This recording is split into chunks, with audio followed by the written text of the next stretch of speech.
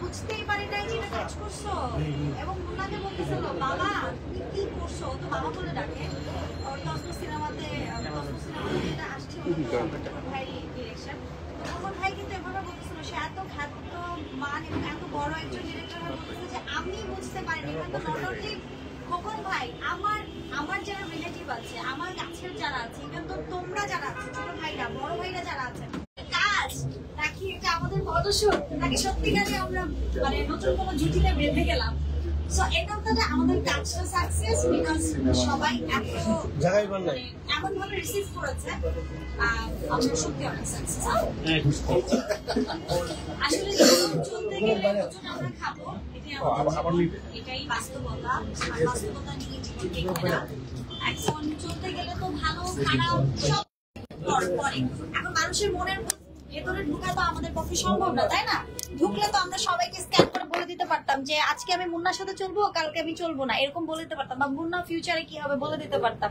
আমরা কেউ জানি না আসলে ব্যক্তি আমরা ভেতর থেকে কি, এটা ডে বাই ডে প্রকাশ হয়। তো আমার মনে হয় পাস্ট ইজ পাস্ট, আমরা প্রেজেন্ট এন্ড ফিউচার নিয়ে কথা বলি। দর্শকের কথা অনেকে বলছেন যে বর্ষা চৌধুরীর সাথে প্রতারণা করেছেন এবং কত টাকা হাতিয়ে নিয়েছেন।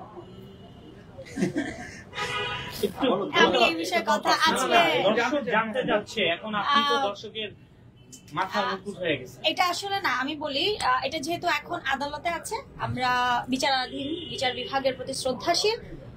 আপনারা জানতে পারবেন আপডেট যখন আমরা এটা রায় পাবো বা এটা শুনানি পাবো তখন।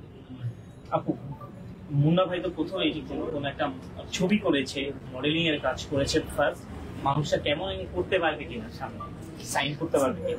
মুন্না অনেক ভালো একটা ছেলে, এটা হচ্ছে প্রথম। ভালো একটা বন্ধু, ভালো একটা বাবা, ওর সন্তানদের প্রতি অনেক কেয়ারিং, ভালো একটা হাজবেন্ড। এখন অনেকে প্রশ্ন করতে পারেন হাজবেন্ড আপনি কেমনে জানলেন? বিকজ ওর ওয়াইফ আমার খুবই কাছে এবং ওর ওয়াইফের সঙ্গে আমার কন্টিনিউয়াসলি কথা হয়। তো এই দিক থেকে মুন্না সাকসেসফুল একজন বিজনেসম্যান, একজন প্রডিউসার, এবং আমার মনে হয় ও সাকসেসফুল ওর লাইফে, বাস্তব জীবনে, এবং ও অভিনয়টাকে খুব চর্চা করে।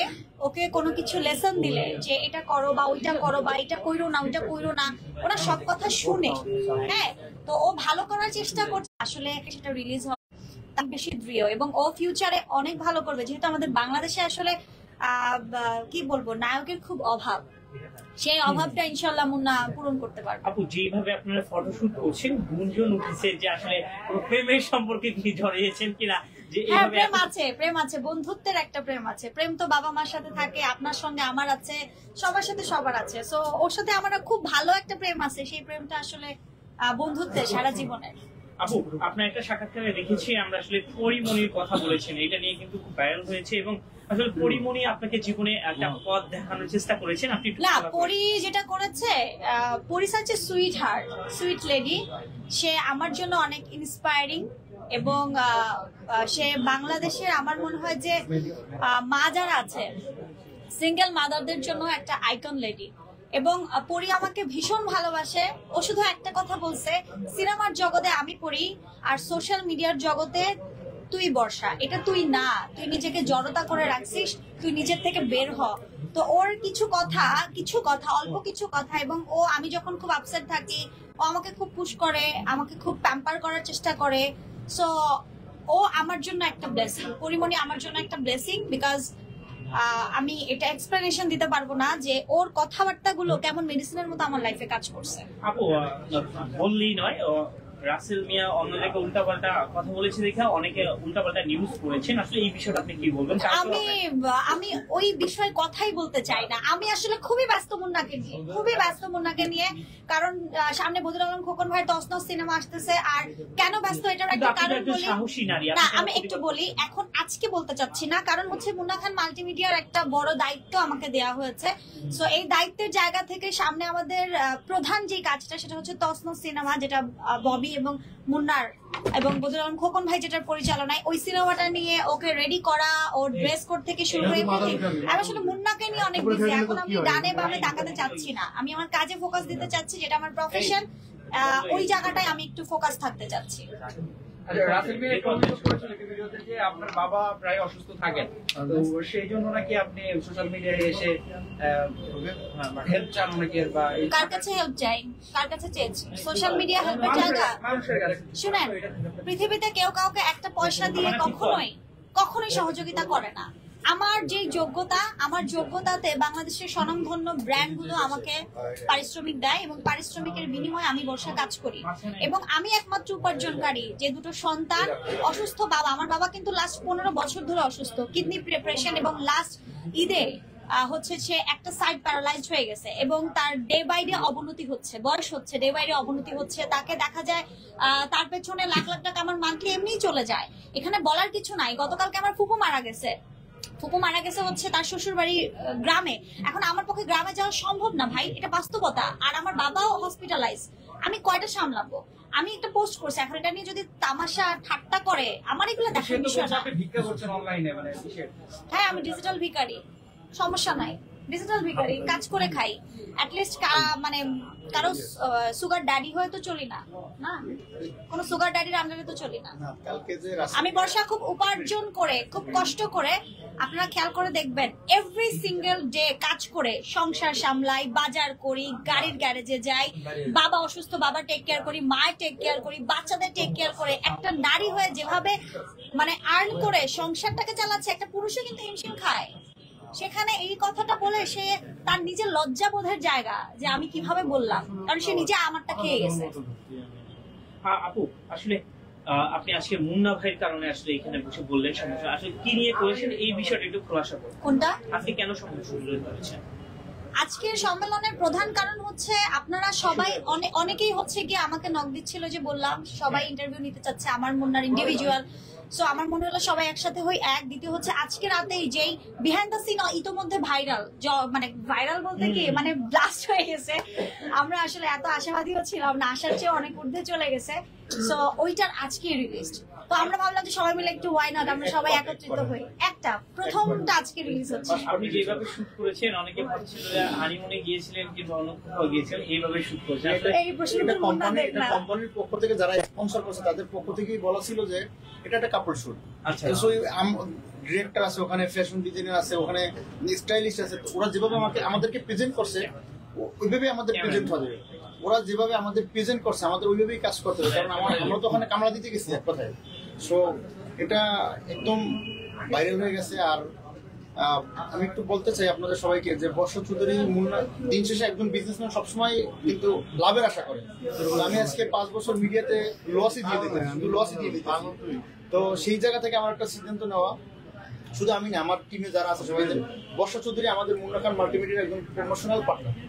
আচ্ছা মুন্না ভাই, আমরা একটু মানে অনেক জায়গায় অনেক কানা হচ্ছে যে একজন হিজাবি নারী হিজাব করেছেন, আবার কেন হিজাব খুলে আবার মানে সে আবার হিজাব ছাড়া কেন এখন ফটোশুট করছেন, এইটা একটু খোলাসা করে দিবেন আপনি, যেহেতু আপনার সাথেই করেছে।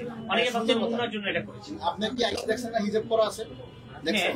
এখন একজন প্রফেশনাল, একজন সিঙ্গার, একজন আর্টিস্ট যখন কাজ করতে যাবে স্পটে, তখন কি সে হিজাব করে কাজ করতে পারবো? যদি হিজাব ক্যারেক্টারে থাকে, গল্পে যদি হিজাব থাকে তো অবশ্যই পড়বো, আর যদি হিজাব না থাকে তাহলে কিভাবে পড়বো? যদি সে কাজ দিন শেষে কিন্তু একজন সে আর্টিস্ট, তো আর্টিস্ট সে কাজ করতে হলে অবশ্যই হিজাব করতে হবে।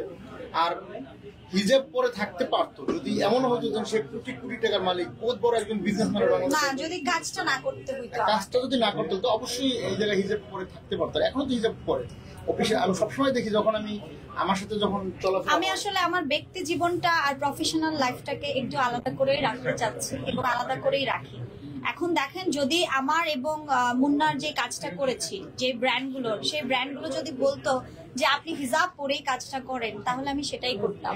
সেই ব্র্যান্ডের ডিমান্ডটাকে আমাকে ফুলফিল করতে হয়েছে, বিকজ তারা আমাদেরকে পে করছে। এটা একটা প্রফেশনাল কাজ, এবং একটা ড্রেসকে, একটা আউটফিটকে সবার কাছে রিপ্রেজেন্ট করার জন্য সবচাইতে বেস্ট এফোর্টটা একটা আর্টিস্টের দিতে হয়।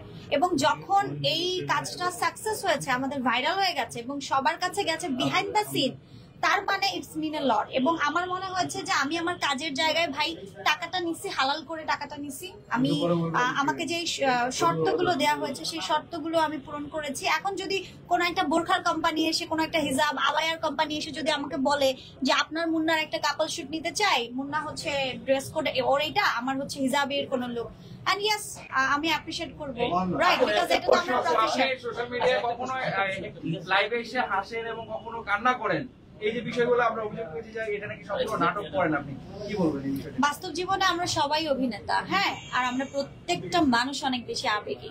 আপনি যদি বলেন আপনার ভেতরেও রক্ত মাংস আছে, আমারও আছে। দিন শেষে একটা নারী হয়ে সমস্ত দিক যখন সামলায় তখন খুব নর্মালি চোখে পানি আসে, অসুস্থ বাবার কথা চিন্তা করে, নিজের লাইফ স্টাইল চিন্তা করে, কিভাবে উত্থান থেকে পতন হচ্ছে, কিভাবে কতটা স্ট্রাগল করছি, হোল্ডে কিভাবে যাচ্ছে, হয়তো এটা না হলে এটা হয়তো, ওইটা না হলে ওইটা হয়তো, এই ভাবনাগুলো আমাকে ভাবায়। এবং দিন শেষে সোশ্যাল মিডিয়া আমার এমন একটা জায়গা যেখান থেকে আমি উপার্জন করি এবং আমাকে মানুষ ভালোবাসে, তাই না? তো তাদের সঙ্গে আমার ভালো থাকা, খারাপ থাকা, যেমন আমি উদাহরণ দেই, গতকালকে আমার বড় ফুপু মারা গেছেন বলেছি, এবং তারপর আমার বাবা তো হসপিটালাইজ আছে 4-5 দিন ধরে, আমি বলি না, এটা কাউকে বলি নাই, গতকালকে পোস্টটা করেছি। তো এর মধ্যে রাতের বেলা লাস্ট নাইটও আমি খুব কান্নাকাটি করেছি, গতকালও আমি খুব আপসেট ছিলাম, হোল ডে আপসেট ছিলাম, আমি কোনো প্রমোশনাল কাজও করিনি কালকে। তো তখন মুন্না আমাকে ফোন করলো, আমি শুনলো যে আমি খুব আপসেট। মুন্নার ম্যানেজার, মুন্নার অ্যাসিস্ট্যান্ট, মুন্নার সহযোগী যারা আছে, পুরো গাড়ি ভরে, আমার কাজিনও ছিল আমার বাসায়, একেবারে পুরো গাড়ি ভরে আমার বাসায় গেছে। বাসায় গিয়ে আমাকে ফোন দিছে যে নিচে নামো, এন্ড দেন ও আমাকে নিয়ে কালকে একটু মামা টামা ঘুরে আসলো যে তুমি একটু নর্মাল হও, বিকজ এটা তোমার লাইফ, এটা মেনে নিতে হবে।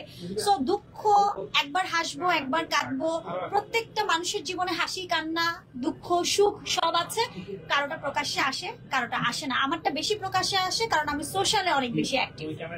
এই বিষয়গুলো আপনার চোখে পড়ে কি নাকি, এই অভিযোগের কথা বললাম?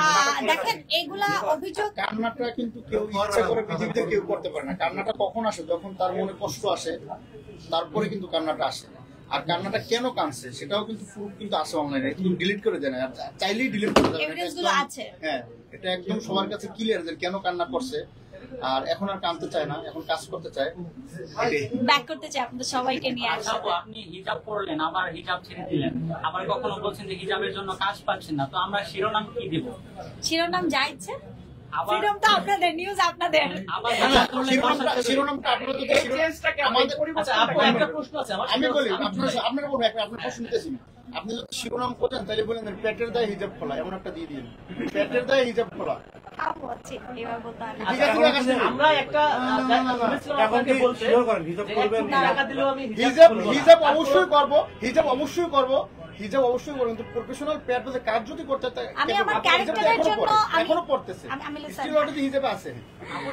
আজকে বলি, সবাই বলছে যে নাটক আচ্ছা। করছে, একবার পড়তেছে, আমি কত প্রশ্ন শেষ হ্যাঁ। করতে একবার বলেছেন, আমরা শুনেছি টাকা দিলে করবেন না।